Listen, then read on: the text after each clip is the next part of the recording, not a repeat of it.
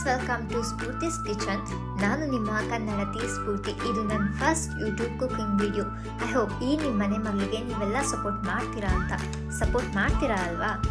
ಡೌಟೇ ಇಲ್ಲ ಬಿಡಿ, ಸಪೋರ್ಟ್ ಮಾಡ್ತೀರಾ. ಇವತ್ತು ನಾನು ಮಾಡಕ್ಕೆ ಹೊರಟಿರೋದು ಸಿಂಪಲ್ ಆಗಿರೋ ವೆಜಿಟೇಬಲ್ ಪಲಾವ್. ಜಾಸ್ತಿ ಟೈಮೆಲ್ಲ ತಗೊಳ್ಳಲ್ಲ, ಜಸ್ಟ್ 10 minutes ಅಲ್ಲಿ ಪ್ರಿಪೇರ್ ಮಾಡಿಬಿಡ್ತೀನಿ.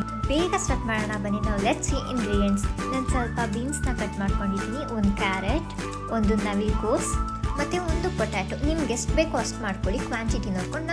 ನೆಕ್ಸ್ಟ್ ಒಗ್ಗರಣೆಗೆ ನಾನು ಒಂದು ಸಣ್ಣ ಆನಿಯನ್ನ ಕಟ್ ಮಾಡ್ಕೊಂಡಿದ್ದೀನಿ, ಆಮೇಲೆ ಒಂದು ಟೊಮೊಟೊ ಕಟ್ ಮಾಡ್ಕೊಂಡಿದ್ದೀನಿ. ನೆಕ್ಸ್ಟ್ ಬೇಗ ಮಸಾಲೆ ರುಬ್ಕೊಬಿಡೋಣ. ಅದಕ್ಕೆ ಏನೇನು ಬೇಕು ಅಂತ ನೋಡೋಣ. ಒಂದು 5 ರಿಂದ 6 ಗ್ರೀನ್ ಚಿಲ್ಲಿ, ಒಂದು ಆನಿಯನ್, ಚಿಕ್ಕ ಬೆಳ್ಳುಳ್ಳಿ, ಆಮೇಲೆ 1 ಇಂಚು ಶುಂಠಿ, ಸ್ವಲ್ಪ ಕೊತ್ತಂಬರಿ ಸೊಪ್ಪು, ಆಮೇಲೆ ಸ್ವಲ್ಪ ತೆಂಗಿನಕಾಯಿ ತುರಿ, ಆಮೇಲೆ 4 ಪೀಸಸ್ ಲವಂಗ, ಒಂದು 2 ಪೀಸ್ ಚಕ್ಕೆ ರೆಡಿ ಮಾಡಿ ಇಟ್ಕೊಂಡಿದ್ದೀನಿ. ಇವಾಗ ಇದನ್ನೆಲ್ಲ ಮಿಕ್ಸಿಗೆ ಹಾಕಿ ರುಬ್ಬಿಡೋಣ.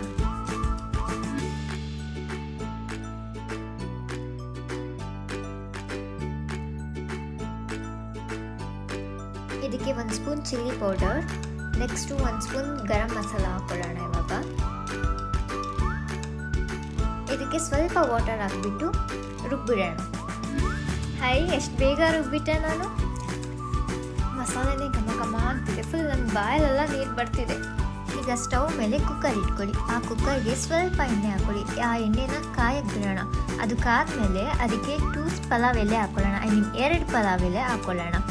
ಹಾಕೊಂಡು ಅದನ್ನು ಸ್ವಲ್ಪ ಹಂಗೆ ಹಿಂಗೆ ಎಲ್ಲ ಫ್ರೈ ಮಾಡಿ ಇಟ್ಕೊಳ್ಳೋಣ. ಆವಾಗಲೇ ಒಗ್ಗರಣೆಗೆ ಅಂತ ಇಟ್ಕೊಂಡಿದ್ವಲ್ಲ, ಆ ಈರುಳ್ಳಿನ ಹಾಕ್ಕೊಳ್ಳೋಣ. ಆ ಈರುಳ್ಳಿನ ಸ್ವಲ್ಪ ಫ್ರೈ ಮಾಡ್ಕೊಳ್ಳೋಣ. 2 minutes ಫ್ರೈ ಮಾಡ್ಕೊಳ್ಳಿ.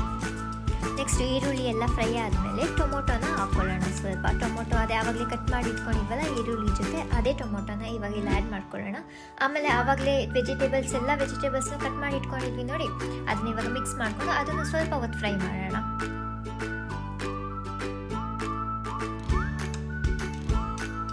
ಇವಾಗ ಆವಾಗಲೇ ರುಬ್ಬಿಟ್ಕೊಂಡಿದ್ವಿ ನೋಡಿ, ಆ ಮಸಾಲೆನ ಇವಾಗ ಹಾಕೋಣ.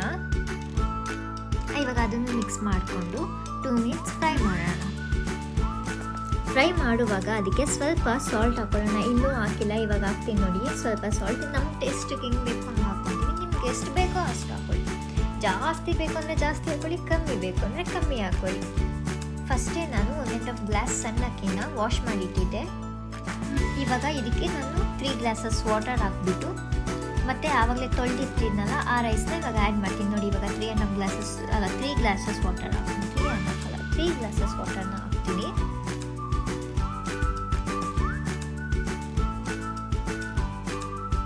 ಆವಾಗಲೇ ತೊಳೆದಿಟ್ಕೊಂಡಿದ್ನಲ್ಲ ಆ ರೈಸ್ನ ಹಾಕ್ತೀನಿ.